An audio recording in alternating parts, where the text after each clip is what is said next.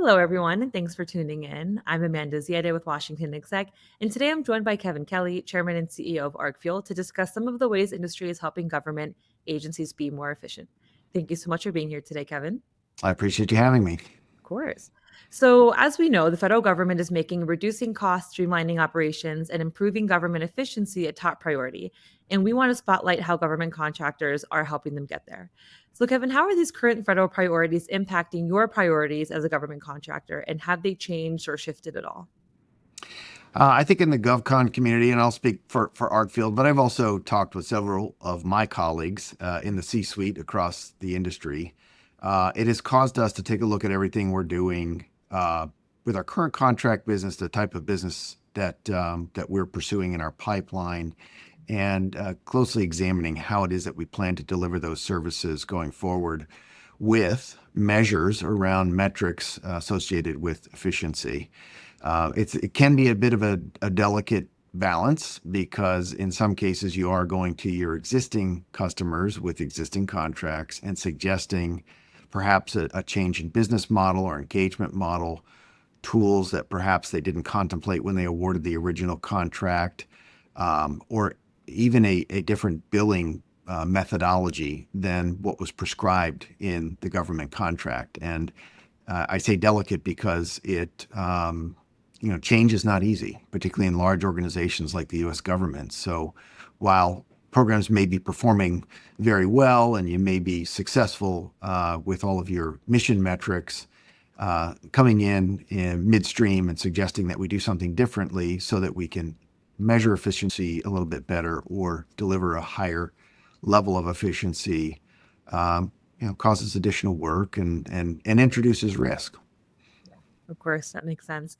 So, how is this call for efficiency, cost reduction, AI, and automation critical in the success of big administration initiatives like the Golden Dome implementation and others? When you think about Golden Dome, and this goes for any large system of systems. So think about submarines that are systems of systems of systems. You have these embedded subsystems that lead up to a fully integrated system. You have those layers of complexity in and of themselves introduce efficiency challenges. Take that in concert with the fact that traditionally the Defense Department and any real large industry has done development, systems engineering in a sequential model. Step 1, step 2, step 3, test, integrate, deliver, step 4, step 5, step 6. And that methodology, that waterfall process, that sequential development methodology worked when the complexity levels were much lower. Now that the systems are so complex, parallel engineering and development is paramount. When you think about Golden Dome and the variety of different systems that are going to be called upon to constitute a solution, as well as the authorities, the jurisdictions, the legal layer, modeling all of this digitally, developing in a parallel fashion is absolutely key to maintaining efficiency and demonstrating effectiveness over time. So Golden Dome is the largest, newest, most expensive program. There are other corollaries in our industry that we've been applying this methodology to a high degree of success. And in talks with federal customers and partners, what are their top pain points in achieving these goals? And what are agencies that you're finding most focused on? I've had a couple of conversations specifically as it relates to Golden Dome. Mhm. And I met with some of the leadership, some of the newly named leadership. And I asked a question that I like to ask all of our mission directors. What's keeping you up at night? So when you think about this, what do you think some of the challenges are going to be? And what do we as industry need to pay close attention to? It was kind of heartwarming and satisfying to hear that technology wasn't necessarily the biggest barrier in the case of Golden Dome, that much of the technology for launch detection, missile tracking, plotting an intercept, defeating an enemy weapon, much of that technology exists today in some form or fashion.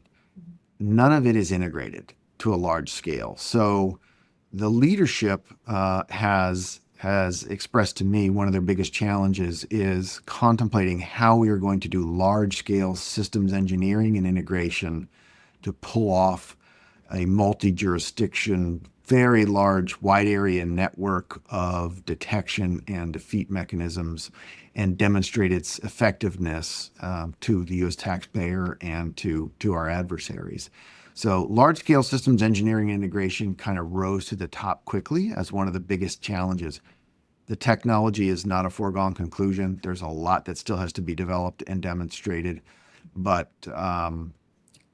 apart from some of the previous challenges that we've seen in the global war on terror and some of the other defense technologies, technology didn't rise to the top as the biggest limiting factor this time. I see. So technology plays a large role, of course, but it isn't the biggest challenge for Not achieving these. not as they expressed their concerns, which was, I mean, good. There's solutions to everything. I'm confident the defense industrial base can solve just about any problem there is, but clearly defining where we think the shortcomings are and where the gaps are is important. So, Kevin, before we leave, I'm looking into your crystal ball that I'm sure you have there in front of you. How do you anticipate these priorities evolving, and how are you and Arcfield preparing to be one step ahead? So I'll start with how do I see them evolving?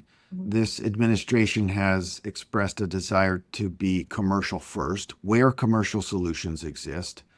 And that includes commercial contracting mechanisms, commercial delivery models, more of a B2B engagement instead of a conventional B2G, business to government engagement.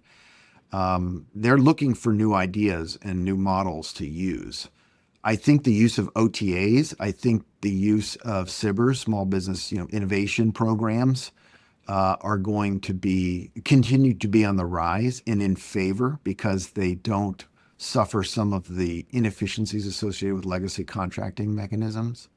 And where does that change Arcfield? Arcfield's, fortunate to have both commercial and government solutions, all focusing on systems engineering, integration, space exploration, scientific discovery. So it may cause us to propose more of the commercial model in the future than what we traditionally would have done using government engagement models. Well, Kevin, thanks for providing some insight on this for us. I know it's still kind of early days in terms of the announcement of these priorities, so we look forward to watching how they progress in the industry. But I appreciate your insights and for being here today. No problem. Thanks for asking.